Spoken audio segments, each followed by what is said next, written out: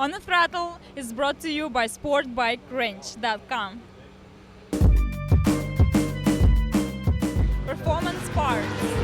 All right, Carrie, you are with Moto Marin, the Marin County local BMW Aprilia dealership, and you're out here at Infineon Raceway with the S1000RR in your pocket. Yeah, we're really excited to have the bike out here. BMW has their ambassador program, and the bike's traveling around from dealership to dealership, and we're really fortunate to be working with Dave and you guys from OTT, have the bike out here so that the racers can see it on the track and see what it looks like in person. They're welcome to sit on the bike.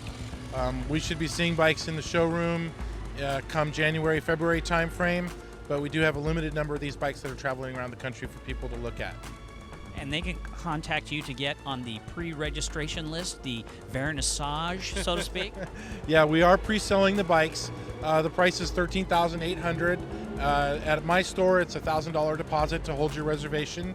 You can specify and have the bike built to your specifications in terms of color and options, and you should have the bike by Christmas. I couldn't think of a better Christmas present. BMW's decided to put together a guerrilla marketing campaign. Germany sent us 3 bikes that are pre-production VIN numbers, and what that means to the general public, we're not allowed to ride those on public streets. We want to show off the bike. It's the most exciting bike, in my opinion, BMW has ever put out, and the only way to do that legally is to actually bring it to a closed course like the track days, which is what we're doing today, and that's really the only way to see the full potential of a motorcycle. Does someone like myself, an aspiring ambassador, get to ride it? Unfortunately not. There's only 2 of us in the entire country that are actually allowed to ride it. And again, it's such a big honor for BMW to actually choose me. So unfortunately, no. And in fact, they're being so strict on it. I have to hold the keys in my possession at all times. You're not even allowed to sit on the bike with a key in it.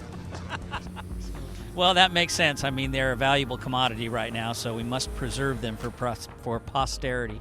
They are, but I've got to tell you, and I've told BMW this over and over, give me a fleet of these things. Let me take them out to track days. Let me put guys like yourselves on it, and I dare you to come back without a smile. There's no doubt in my mind that the bike's so easy to ride and so fun. And in fact, the guy that does this for us on the East Coast, Nate Kern, he's the East Coast ambassador for the S1000RR. He put it the best I've ever heard it. He said the bike's natural. It's just absolutely natural. It's the most fun, again, the most fun sport bike I've ever ridden. So if we were allowed to do that, there's no doubt you'd have a blast for sure. But people can look for it at a track day near them. You're going to be out there pounding the pavement, putting the bike out for people to see. Absolutely, either on the East Coast or the West Coast. With the ambassador program, the way it works, we give the larger event companies and obviously all the BMW motorcycle dealers the opportunity to book us and actually have us either come to their store or come to their local track and actually do a track day. And you can get on BMWPlanetPower.com. That's how you find our schedule, and obviously BMWMotorcycles.com. Here we are at Infineon Raceway, courtesy of Kegwins at the track, with the brand new BMW S1000RR prototype and their ambassador, Gary. Good morning. Morning. Welcome to California. Thank you. So go ahead, jump on. Let's check SAG right out of the gate.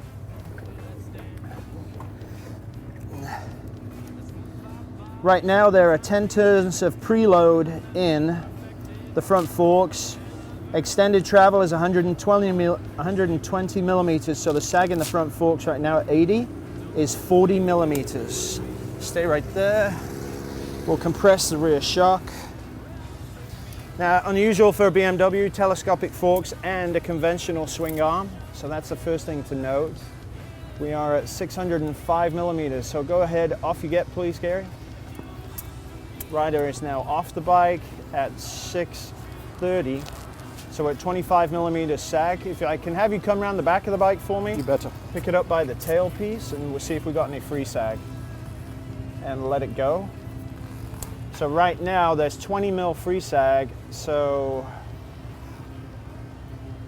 we are at 45 millimeters in the shock, which is way, way, way too soft. Okay. So now we have to go in and adjust the shock and get the sag right.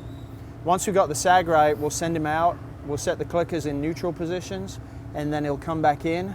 At that point, we'll go ahead, set the damping correctly once the oil is hot in the forks and shock.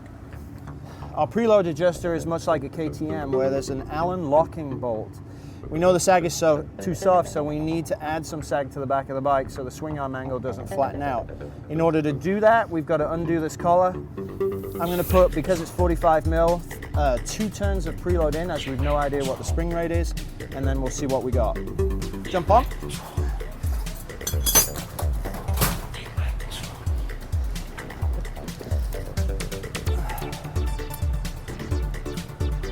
So 2 turns gave us an additional 10 millimeters, so now it's at 35 millimeters of sag, which is fine as a starting point. So let's move on to the clickers. Okay, off you get, Gary. Thank you. All right.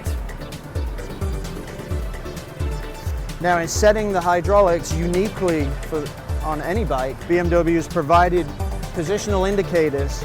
We still have a flathead screw, but we also have an engraved slot which shows you which number it goes to. We have 1 through 10, and you cannot go past 10, you cannot go past 1. So on Rebound, we're going to set it at neutral, so we'll go to 5 on each one. Now on to low speed compression, which is exactly the same screw, we'll set that to 5. And on high speed compression, there's an arrow set into the shock body, which tells you where the number is corresponding to the arrow. And right now we're on number 5, we're right in the middle. Rebound adjuster for the rear shock is on the opposite side to your compression adjusters. So we'll go ahead and set this to number 5 as well. 2, 3, 4, 5. So what we've got now is our baseline setup.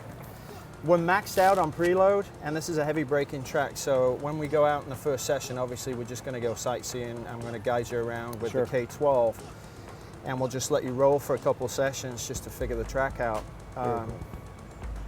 The shock, now we've got the sag right, with all that free sag, when you decelerated, the shock will fully extend and put excessive weight on the front.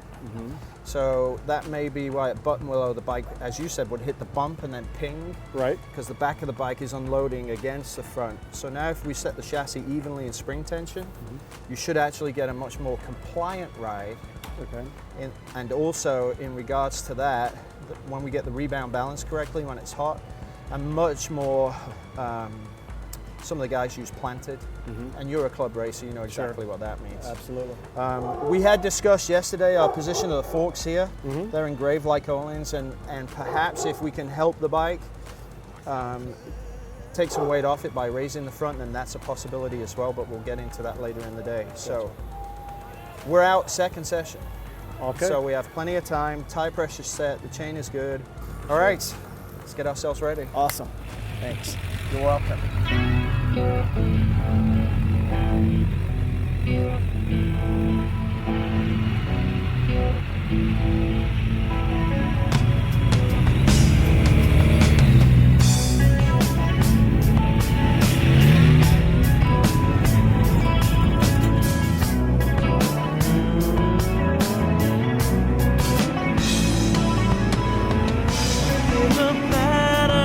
On the wall, the faint of footsteps in the hall, a person speaking through the shades. Okay, back off the track. First run around, did you enjoy it? I did. I had a blast for sure. So the uphills and the downhills, video doesn't do it justice, really. You weren't joking. That's the most incredible steep climb that I've ever been on any track. Cool. So we gave you a baseline. We put the bike into a neutral position according to the settings. What was your initial response? Well, it definitely, I mean, you loosened everything up, so the bike did feel a bit sloppy on a lot of the corners, which you told me I would expect that for sure. And of course, like we were talking about during the switchbacks, there was a lot of rebound. Okay. Coming on the back and forth. Okay, and in bouncing the bike, certainly it would go up, down, and back up again. So what we've done for you for your next session is to send you out with your rebound instead of 5 at 10. Okay. And before we go, we'll just push on the bike. So now as you go through the corners, I don't want it to be over damped. So if it feels really planted and the bike will still transition side to side, we may have a good setting in the bike as far as rebound goes. Okay. And then we can move on to braking. So in your next session,